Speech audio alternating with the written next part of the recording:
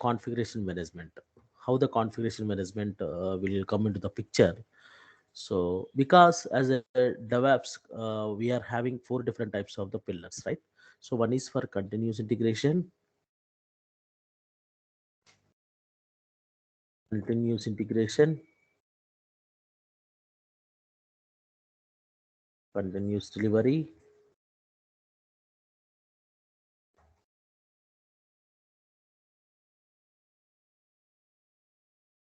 configuration management,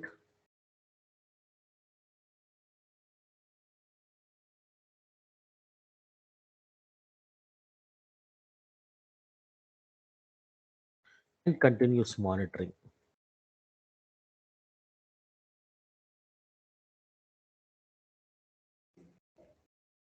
Right? So, we have the continuous integration, continuous delivery, configuration management, and continuous monitoring. So coming to the continuous integration, right? So coming to the continuous integration, we already discussed. So in the continuous integration, will be responsible to integrate all our manual activities. See, in the deployment perspective, okay, in the delivery perspective. So if you want to up to the testing, if you want to automate each and every process, that is called as a continuous integration. And coming to the delivery, if you want to deliver your application in n number of environments, n number of environments, n number of environments, right? In number of environments to make application should be stable. To make application should be stable. Application should be stable, right? So coming to the configuration management, so to so usually whenever you want to make a configuration, so first we need a infrastructure, right? Infrastructure will be responsible for the cloud. So in the infrastructure level, so let's say we have the AWS, okay, Azure, now the AWS or Azure or GCP, okay, right? These technologies will be responsible for the infrastructure. But coming to the configuration nothing but to install all kind of configuration, to install all configuration, we will go for the configuration management. So for this we will go. And one more thing, you might be heard about the continuous deployment. Continuous deployment. What is the meaning of continuous deployment? So there is a one more word you might be heard about, the continuous deployment. Continuous deployment are nothing but, so there is a most important question in the interviews: continuous integration versus continuous delivery. See, 80% of the people will be confused on this, okay? But so let me explain very clearly. Continuous delivery is nothing but, okay, so within the environment, okay, within the environment, let us take, we have the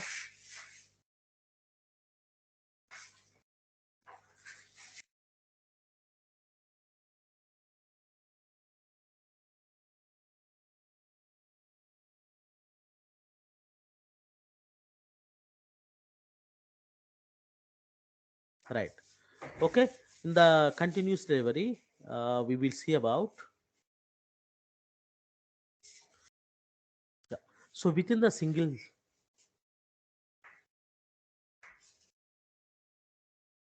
yeah.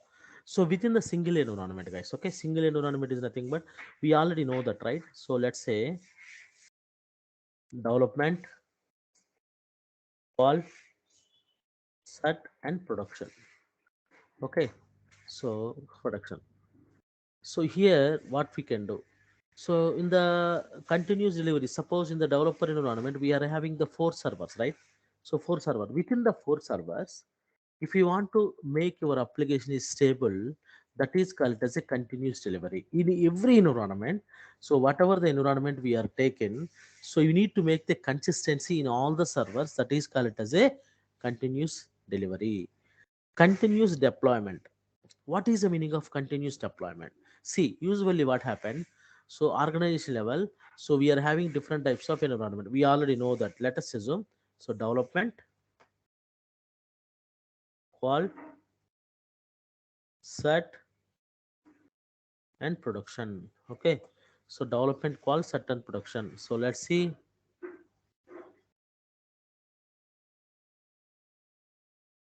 here, here, here. Okay, so one, two, three, four, right? So one, two, three, four. So within the continuous deployment, one, two, three, four. So this is the development, right? Once your application is delivered, okay. See, even the build is same only, guys. Build is same only. See, suppose when the application trying to deploy the version, right? Let us suppose application is there. So application, this is an application, right? So application, this application version 1.0. Why 1.0? Who will responsible for 1.0? So because we already know that, right? Every developer will keep the code into the Git. Git will responsible for Git. After that, we are going to compiling the project and packaging the project. That packaging, once the testing is completed, okay. Once the testing is completed, we have to deliver our application into development environment, right? So same kind of build we are promoting into the qual environment. So same kind of build we are going to promoting into the, so this is for development,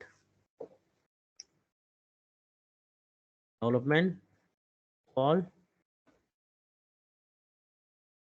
set and production. Okay. So development, qual, set and production. So this is very important, guys. Okay. We have the development, qual, set and production. So whenever we are deploying our version, so it will promote in same kind of build we are promoting into the qual environment, set environment and production environment. This is called as a continuous deployment. So nothing is there, guys. Okay. In the end users or we can say the developers, when the developers commit the code, once a build has been generated, once the testing has been completed, so we can say unit testing or whatever you want. Okay. So then automatically we are going to promote them into the developer environment. In the developer environment might be having multiple servers, correct na? So multiple servers, server 1, server 2, server 3, server 4. Okay. So within these servers, if you want to make your application is delivery, that is called as a continuous delivery. That is called as a continuous delivery. This process is called as a continuous delivery.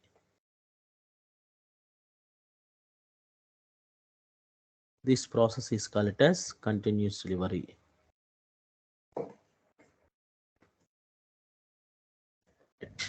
This process is called as continuous delivery. Okay.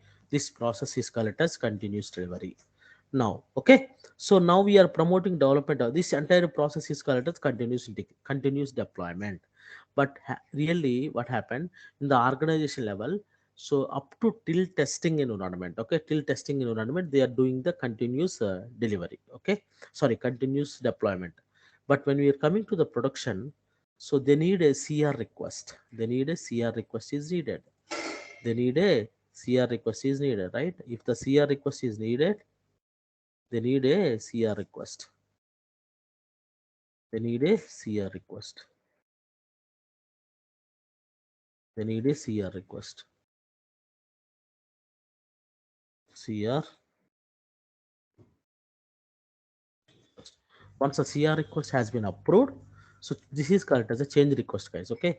Whenever there is a one more interview question asking in the purpose. Okay. So whether this guy is working on the environments or not. Okay. So if anybody is saying that, so right now we are working on the application all of a sudden your client is saying that please change your client is pinging you and saying that hey Ram, there is a one issue in the production, can you please try to change the flag? Suppose they want to change the flag, so but Ram, are you doing or not? Ram, sup- you got my point, Ram? So your client is pinging you, and saying that there is a one flag in the production needs to change. Are you going to do or not? Yes. Immediately, are you going to do? Yeah, we need to raise the change Wait, request and do the implementation process, right? Ram, yeah, Ram. Suppose if you are saying that, if you are saying I'm doing immediately, so it should be wrong answer. Okay, you should not. Even the client is directly pinging you. You should not go for that. Okay. So first of all, So we have to make sure understanding about the criticality, and we need to take an approval from the product owner or anything. So we need to raise some kind of CR request. Once the CR request has been approved, then we will go for the production deployment should be manual. If you want to make the production deployment on particular chain, we have to check in these kind of environments like development, qual, set, and production. Understand, Ram? So that's why the continuous deployment and continuous delivery will come into the picture. Continuous delivery will be take care about all this kind of thing. So this process is called as continuous deployment. This process is called as continuous deployment. This is called as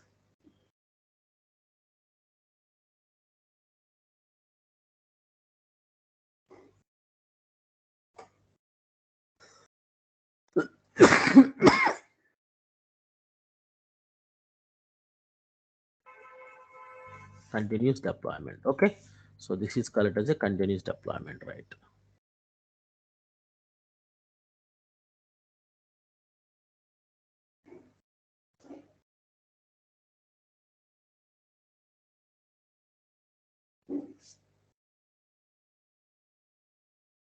I'm sending this diagram here so you can easily understand the diagram, right? Okay, so this is very important. So guys, please change your names in the guest user. I would like to request. Yes. So now continues configuration management. Let's come to the configuration management here. Okay, see, right now I have the four servers within the environment. I have the four servers: server 1, server 2, server 3, and server 4. Okay, we have the four servers are there. We have the four servers are there. So my requirement is we have to make sure I want to install couple of softwares. Let's suppose my servers are provisioning from AWS or any cloud. So I want to install some sort of software like Maven, Java, and Tomcat, Nginx, Apache,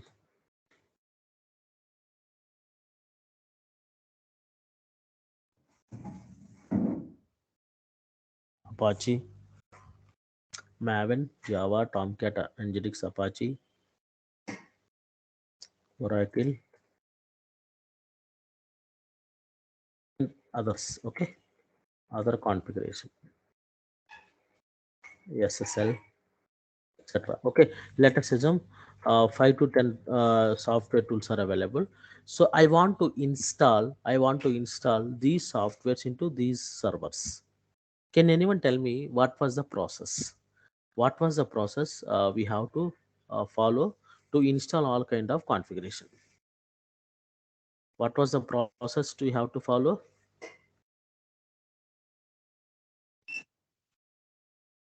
Got it, everyone?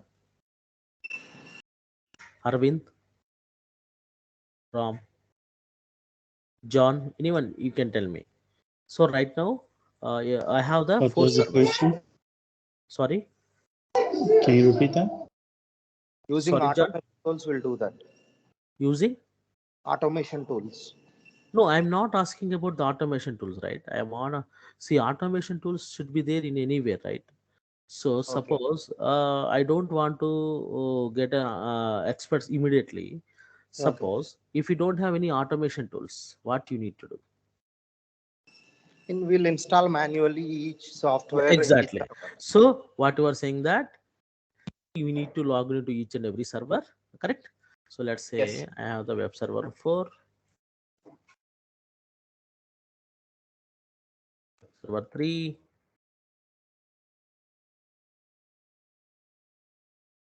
server 2, and web server 1.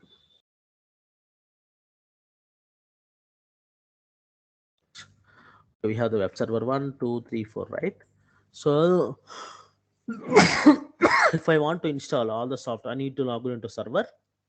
Suppose Ram, if I give the task to you, you need to log into each and every server. You have to install everything. That is fine. For four servers, let's say for one server, it will take we can say 1 hour, 1 hour, and four servers 4 hours task. Fine. I, okay.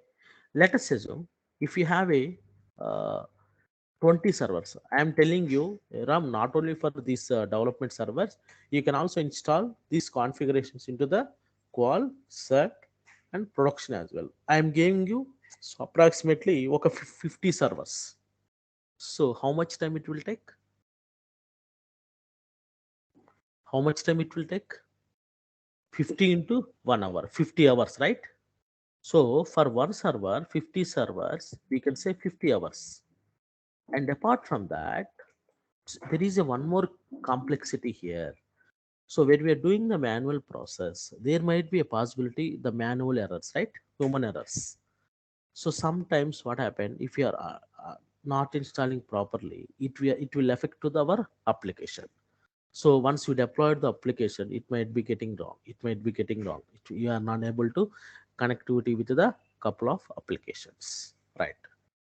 So maybe suppose if you get any issue, maybe you need to track each and every server, like where is the issue and what was the issue, and we troubleshooted. Again, it will take 30 hours time, 30 hours, and we need to correct. Or we can say that okay, 10 hours time. See, 50, 60 hours. See, in the organization level, if we are spending this much of amount, this much of time, is client will accept it. See, maybe go olden days, guys. Maybe olden days, we have they have lot of Linux dedicated team is there, and they are the responsible. They are doing manually, or they are doing shell script. Shell script is also manual only, right? So manually, you need to create one script. So inside the script, we kept all the instructions how to install these kind of software. Then we can able to deploy into the servers. That is also be script. Okay, but still but still, what we can do, but still, so we have some kind of something is there. So here, so please remember, guys, whenever the problem occurred, the DevOps engineer will come into the picture, right? What DevOps can do? DevOps are using the continuous configuration management. Configuration management is nothing but they are using some kind of tool. What they can do, whatever the tools servers we are doing, they are going to orchestrate configuration management. Let's create a one master server. Let's create a one master server. This is called as a master server. And so this master server, they can able to connectivity like this. So this is called as a cluster. So group of hosts working together as a cluster. Group of nodes working together as a cluster. Okay. So first we need to establish the cluster. This is called as orchestration. So please make sure most of the orchestration tools are in the clusterizing only. So what they can do, they can combine all kind of host, they can combine all kind of host into single node, all kind of host into the single node. So we have the web server 1, web server 2, web server 3, and web server 4. So this is called as a master. This is called as a master. So this is called as a master, and we have the web server 1, web server 2, web server 3, and web server 4. Right. Now, what we can do? Now, what we can do? So let's say if I want to install this software now, there is a infrastructure as a code, ISE, infrastructure as a code, ISE. So they are using some kind of tools. So platform dependent tools. They are using some kind of automation, the platform dependent. They are using some kind of tools. Let's say the best configuration management they are using earlier days, Chef, after that Puppet, now Ansible. So now Ansible is the trending. Okay, Ansible is the trending in the market.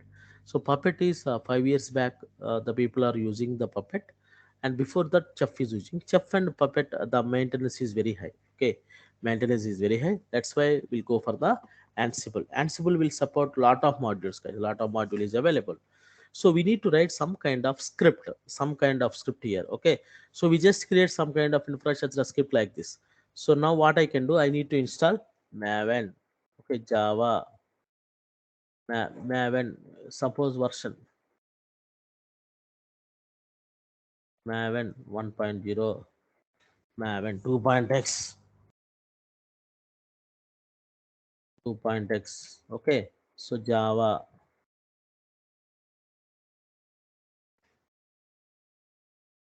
10.x, 11. Okay, so Tomcat 8.x, Nginx 2.x, Apache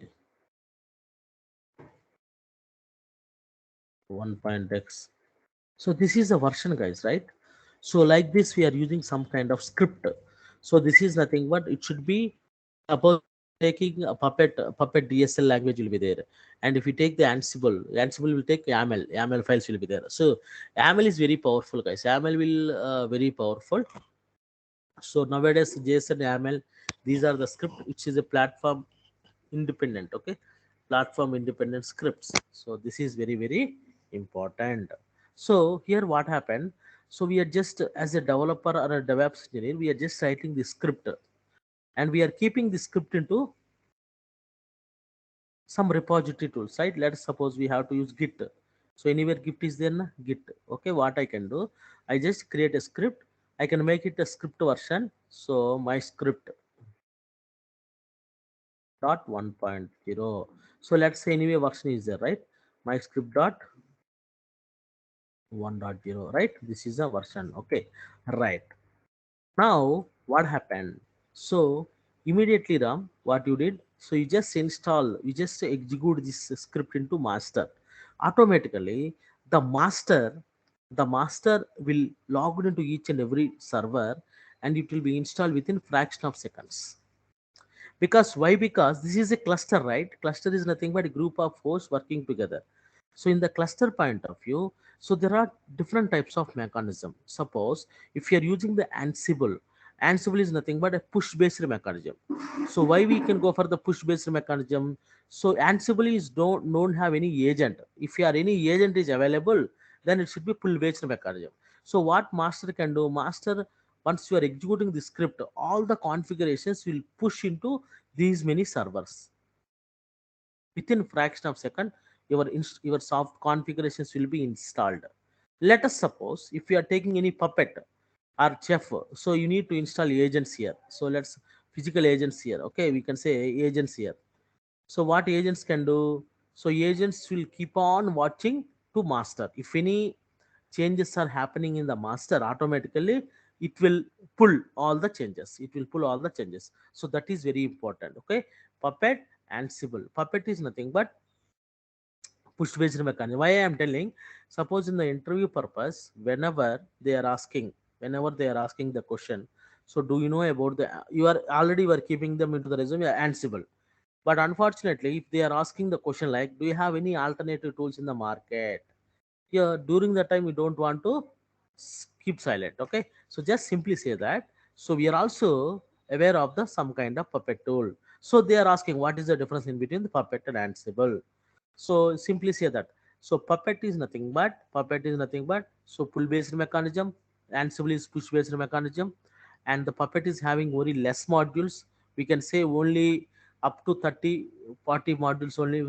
But when you are coming to the Ansible, so lot of modules will be there. And one more thing, Puppet can also be supported as a master level, whatever the clustering level. Okay, it should be only less number of servers. But coming to the Ansible, up to 3000 servers we can make it as a cluster, and we have to install the configuration.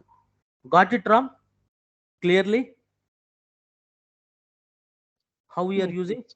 And your point of view, and whenever, right, whenever, let us suppose like earlier case, if any issue in that, let us assume any issue right now, I am working one more script because once installed, okay, once everything is installed, so now he started the work. Now Arvind started the work, so he want to upgrade the script, he want to upgrade the some kind of software. So let's say 1.1, right? So he just write the script, he just executed in the master. Automatically whatever the existing softwares are available, everything should be updated. Everything is to be updated. And next tomorrow morning, Ram came to office and he is observing that there is a lot of issues are happening. There is a lot of issues are happening for recent activity. In that scenario, Ram, what you can do? Can you tell me? You got my point? So initially, you are executing the script, all the softwares are deploying, it's fine. Next day, when Aravind is trying to update couple of softwares, after some time he went home. After some time, when you joined as a shift, okay, so you are observing, so couple of issues are happening. What you can do? Are you going to fix each and everything? What you can do? Maybe maybe we can do the changes in the script. Suppose, let me tell you. See, we have immediate, right? We have immediate action, right? We have to immediate action because you are not writing a script. You are not write the script, correct? Suppose if I want to change the script, it will take maybe a lot of time to test. To test is, suppose you should not directly, suppose whenever we are writing the script, you should not directly test into the environments. So that is very very important. As a DevOps engineer, you should not directly e- execute it in the environment. Instead of that, so you guys please go through the some kind of testing servers, correct na? So what is the best important, because the main advantage in the configuration management, each and every activity, each and every scripts, we are keeping them into the repository, correct? Simply ram, nothing is there. So already my script 1.0 is stable, right? You can just revert it back to the old version, that's it. Because old version is stable, you just revert it back to the old version, and you can start working on the my script 1.1. Once you test it into your local, then you can able to upgrade it, that's it.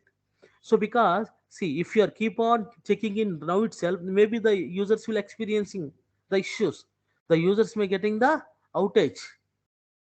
So the best approach here, so instead of resolving that issues right now, you have to revert it back to the stable version, and you can start working on your script, and we need to test it locally. Once the testing has been completed, we have to provisioning into the higher environments like development, qual, set, and production. So this is the process. Clear everyone? Understanding about the configuration management? Here we are using the Ansible tool. Any doubts? Arvind, Karthik, John, Mm. Ram. Clear? So this is a configuration management. I am sending this diagram.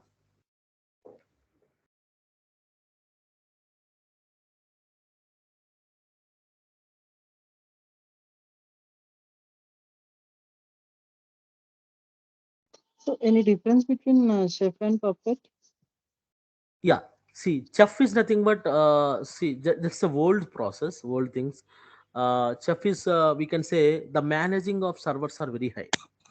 Okay, so managing, so even chef is nothing but we can say I forgot, cookbooks. Okay, so in the puppet we can see the DSL language. So here in the chef we can say the cookbooks. So we have to write a cookbook, and the managing of servers are very high. So those are the old things, Karthik. Understand? Okay. Okay. Now we are not going for old things. So instead of that, let's go for the updated things. Because right now in the market, suppose in your resume, if you are keeping into the resume, so chef and puppet are Ansible. So out of that, 70 companies are preferring the Ansible only, because Ansible is having some kind of cloud support. Whenever we are using the on premises, right? Whenever we are using the on premises servers, like so during the scenario, the people are mostly using the chef and puppet. But nowadays, 90% of the organization, they are already migrating the cloud instances, right? So Ansible can also be having the cloud support. That's why the people are using the Ansible. Understand, Karthik? Who is asking the question?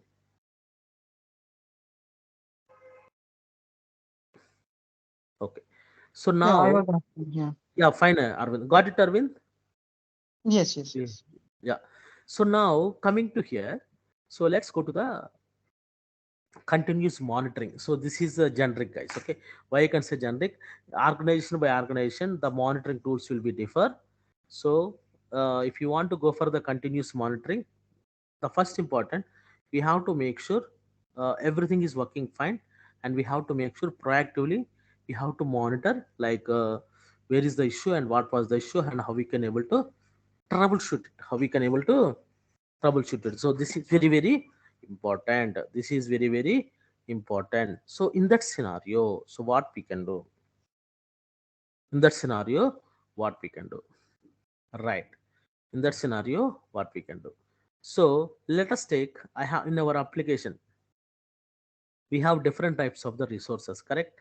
So we can say, let us suppose this is my front end application, this is my back end application, and these are the middleware services.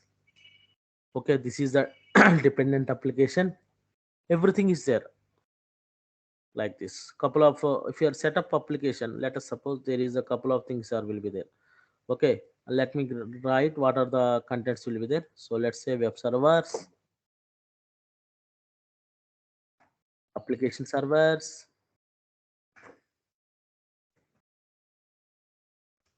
APIs, front end, back end application,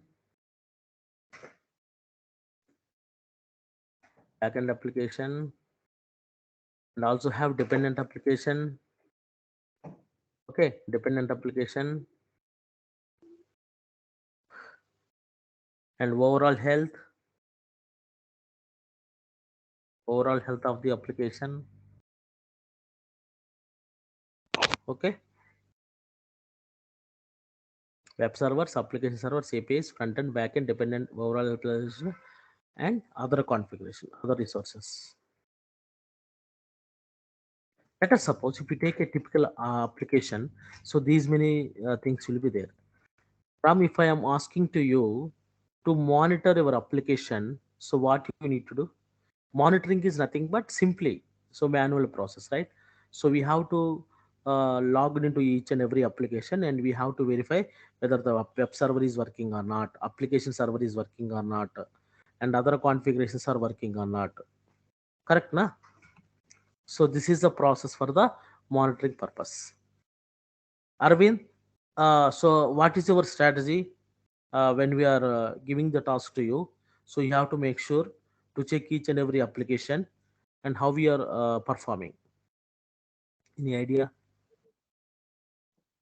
So we need to make sure these are monitored, right? Yeah, So yeah, we need to log into every server. I mean, like yeah, manual yeah, process. yeah. Exactly, that is correct. Suppose if you are logged into each and every server, so most of the time you need to monitor only for one application. Correct? Correct, na? And when we are trying to log into the server, it is working fine. After some time, when we are trying to log into the front end, during that time web servers are failing. It's very difficult, right? It's very difficult to continuously, one man will dedicate it to monitoring side, and he needs to keep on checking all kind of configuration, he needs to keep on checking all kind of configuration, correct, na? So in that scenario, here the DevOps engineer will come into the picture. So what he can do, whatever the applications are available, whatever the dependent applications are available, so the developers will create a test harness. Developers will create a test harness URL. We can say health check URLs or test harness. We can say that health check URLs or test harness URLs. Okay. So health check URLs or test harness URL. So when we are coming to the health check URLs, when you are coming to the health check URL, test harness URL, so you just want to see whether the server is working or not. Nothing is there. What they can do, they are writing some kind of test class. Okay, when we are trying to having the access, it will display the date time. Okay, that is the internal behavior, how the developers are working. So nothing is there, we can use some kind of tools. So we are using some kind of tools, nagios,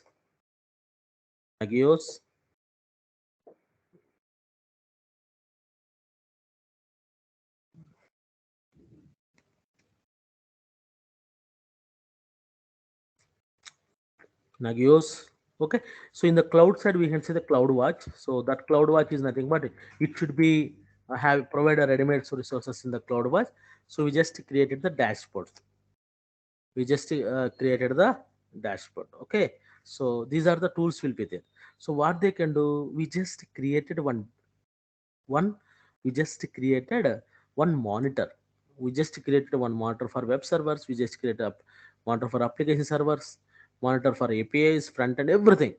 Okay, so whenever the monitor is green color, whenever the monitor is green color, so we are good. If the monitor is yellow color, so we are about to issue. The monitor is a red color, we are having an issue. Okay, if the monitor is green color, we have monitor is green color, it should be good. Yellow color, so you're about to issue. Got it, Arvind? So in that scenario, you no need to log into each and every server. So just you need to hit one URL, right? In Nagios URL or CloudWatch URL, you can get the health of the your application. Suppose somewhere if you found any issue in the server, so directly you need to log into the server and we need to troubleshoot it. So this is how we are proactive monitoring. This is called it as a proactive monitor. That is also be possible in the cloud. Okay, so this is called as a continuous integration, continuous monitoring and configuration management use cases today. Okay, so for tomorrow we don't have any class because this is the first weekend. So Monday we have the class. So Monday we are going to start. Monday we are going to start Git, the first tool in the Git. So we are going to start with the Git. So we are going to discuss about the necessity of the Git and what are the advantages, disadvantages, and we'll go for the practical. Any questions till now? Any questions till now, like continuous integration, continuous delivery, configuration management, and continuous monitoring? So, so Hari, so we Yeah. want to know like how the course is going to be like, how much time, how many days it will Yeah, take yeah. for each Days will module. 45, yeah, 45 to 2 months, Arvind. Actually, suppose if you have go for only DevOps tools, right? If you want to go for DevOps tools like Git, MAM, and Jenkins, Docker, Kubernetes, and Ansible, and Nagios, CloudWatch, so and projects. These are the DevOps. We can say that. So it should be completed 40 days. But here we are also discussing with the AWS resources as well. As a cloud engineer, we need to require AWS as well. So that's why it will take we can say 50 days, 50 days, 50 days to 60 days. We will complete the course. What is the difference between JSON and YAML files? Okay, see, that is a platform. That is one kind of we can say that technologies. Okay, so parsing kind of technologies, JSON or YAML. Okay, platform independent. Suppose what we can say. Let's say in our application we have different types of the streams. Okay, Java, .NET, PHP, Salesforce. So if I want to communicate one stream to another stream, so we need a platform independent tools will be there. So JSON and YAML is a platform independent tools, and they can easily communicate with the between them. Got it?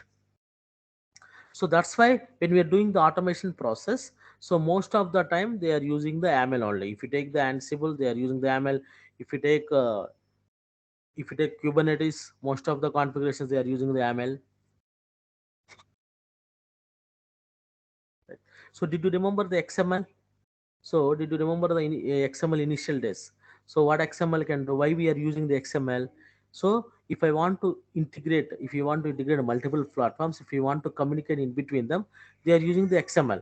But internally, XML is parcel language, right? It should be objects. Lot of string will be there. Lot of WSDL and WSDL, web services architecture. There are a lot of things are available.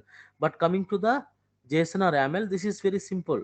So we are just writing this to see if you are writing to JSON. So that's why as a DevOps engineer, you don't need to worry about the script point of view is very clear. So we can easily understand for readability point of view, understanding point of view, very simple. Okay. So let's join on Monday. So we will start with the Git. Thank you guys. Have a good weekend. Bye. Thanks.